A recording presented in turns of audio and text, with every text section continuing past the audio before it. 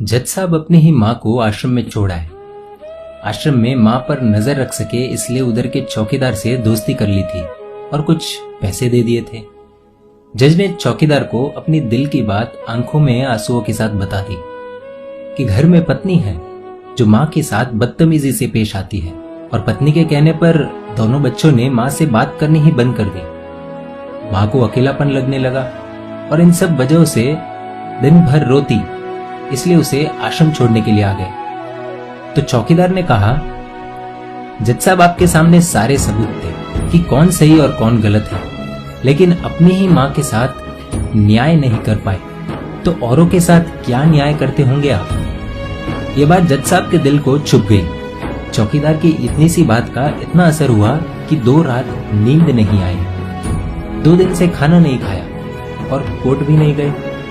ऐसा लग रहा था जैसे एक चौकीदार ने जज साहब की दुनिया हिला दी। जज साहब अपने घर में रूम से बाहर आए। दोनों बच्चे और पत्नी खाना लेकर इसी इंतजार में खड़े हैं कि कब खाना खाएंगे। तभी जज साहब ने एक कागज पत्नी को और 2 अलग कागज अपने बच्चों के हाथ में थमा दिए। कागज की एक लाइन पढ़ी तो पत्नी के हाथों में से थाली गिर गई। जज साहब बोले, मैं तुम्हें तलाक दे रहा हूं, और बच्चों से कहा, आज से मेरी सारी प्रॉपर्टी आप दोनों की, मुझे कुछ नहीं चाहिए। बच्चों ने उन्हें जबरदस्ती कुर्सी पर बिठाया, हाथ जोड़कर पैरों में गिरकर इन सबका कारण पूछा। आंखों में आंसुओं के सैलाब के साथ जज साहब बोले कि मैं मेरी 65 वर्ष की माँ को आश्रम छोड़ के आया हूँ, अनजान लोगों के भरोसे छोड़ के आया हूँ, और आप सब कारण पूछ रहे हैं। हम लोगों को शर्म आनी चाहिए। रोज मेरे कोर्ट से आने के बाद माँ रोती थी कि बेटा प्लीज मुझे ओल्ड एज होम में शिफ्ट कर दो।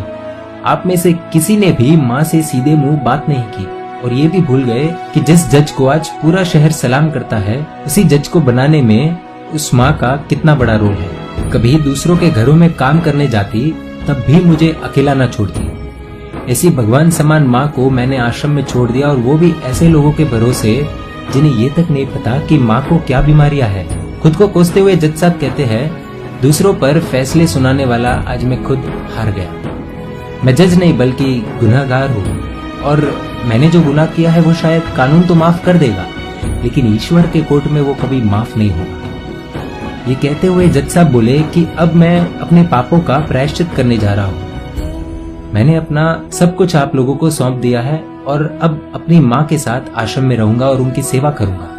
पत्नी से जज साहब ने कहा कि याद रखना, आज तुमने उस माँ को आश्रम भिजवाया, तुम भी एक माँ हो, कल तुम्हें भी कोई आश्रम भेजेगी, तब तुम्हें मेरे इन शब्दों का अर्थ सही मायने में समझ आएगा। ये बोलकर जज साहब निकल लिए अपनी माँ के पास। आधी रात को चौकीदार भी जज साहब को देखते हुए चौंक गया।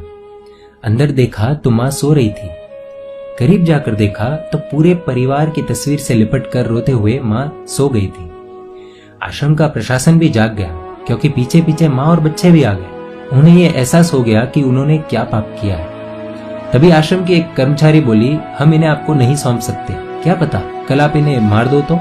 ये सुनते ही जज साहब की पत्नी को दिल में बहुत दर्द हुआ।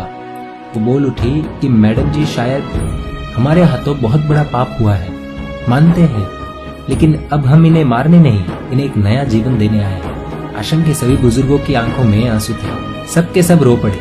खुशी के आंसुओं के साथ माँ को घर ले आए। लेकिन वही आश्रम में अनेक आंखें ऐसी थी जो किसी न किसी का इंतजार कर रही थी। दोस्तों, इस कहानी का उद्देश्य तो आप सब समझ गए होंगे, इसलिए शेयर कीजिए और हर घर तक इस कहानी को पहुंचाइए, क्योंकि माँ तो माँ होती है। सब होगा तुम्हारे पास, पर सुकून नहीं होगा। सुकून सिर्फ माँ के आंचल में होता है।